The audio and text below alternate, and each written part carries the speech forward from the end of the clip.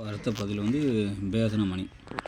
இதை நான் ஆரம்ப காலத்திலே குருமருந்து இல்லாத காலத்திலேயே செய்து பார்த்துருக்கேன். அந்தளவுக்கு கட்டலை. ஏன்னா நாங்களே ஆடை வெட்டி மூலிகைலாம் எடுத்துகிட்டு இதை சொன்ன மாதிரிலாம் பூஜையெல்லாம் போட்டு எடுத்து வந்து அரைச்சி ரசம் விட்டு என்னென்ன பண்ணி பார்த்தேன். 2 நாள் கூட அரைச்சி பார்த்துருக்கேன். ரசம் கட்டலை, 100% கட்டலை. அப்போது நம்ம ஐயா குருமருந்து சேர்த்து செய்து காட்ட சொல்ல மட்டும்தான் ரசம் கட்டுது. அதை பற்றின இதில் என்ன பதிவுன்னு பார்ப்போம்.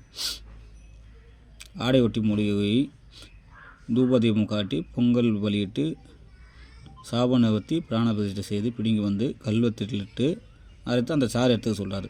இது தேவனம் குருமருந்துக்கு 1 லிட்டர் சாறு எடுத்துக்கலாம். இதில் இருக்க மாதிரி நம்ம படிப்போம். ஒரு போலம் பாதரச ரசம் கட்டியாகும்.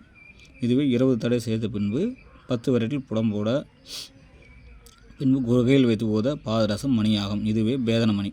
ஏன்னா இதில் ப்ராக்டிக்கலாக இது போல் வராது. இடத்து சாட்டிலே குகையில் வச்சு போட்டிங்கன்னா போய் ஓடிடும். அப்போ படிப்படியாக புடம்போட சொல்லதான் ரசனங்கள் மெட்டலாக மாறும். அப்போ அடுத்து இதில் என்ன பலன் பார்ப்போம். இந்த பேதனமணியை வைத்திருப்போர் சத்ருவசமாவார். மேலும் எடுத்த காரியம் ஜெயமாகும், சர்வ வசியமாகும். பொம்மையை வசியம் செய்யலாம், சக்தியை ஊட்டலாம், மனோவசியத்தை இது போன்ற வேறு எந்த மணியும் இல்லை. ஏவல் பில்லி சூனியம் யாவும் பேதனமணியாக வைத்திருப்போரை அண்டாது. ஏன்னா இது நம்ம மன அமைதியும் ஒரு நல்ல ஊக்கத்தை கொடுக்குது. நம்ம நிறைய பேருக்கு இதை செய்து நண்பர்கள்லாம் கொடுத்துருக்கோம். ஒரு நல்ல ரிசல்ட் தான். இவங்க சொல்கிற அளவுக்குலாம் வசியெல்லாம் பண்ணால் இன்றைக்கி நான் தான் பெரிய அந்த அளவுக்குலாம் ஆகாது. ஒரு நல்ல வைப்ரேஷன் வருது, அவ்வளோதான்.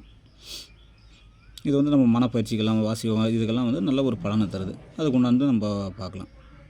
இது நம்ம அனுபவத்தில் குருமருந்து கொடுத்து நிறைய தடவை செய்திருக்கோம் அந்த மாதிரிங்க. நன்றி, வணக்கம்.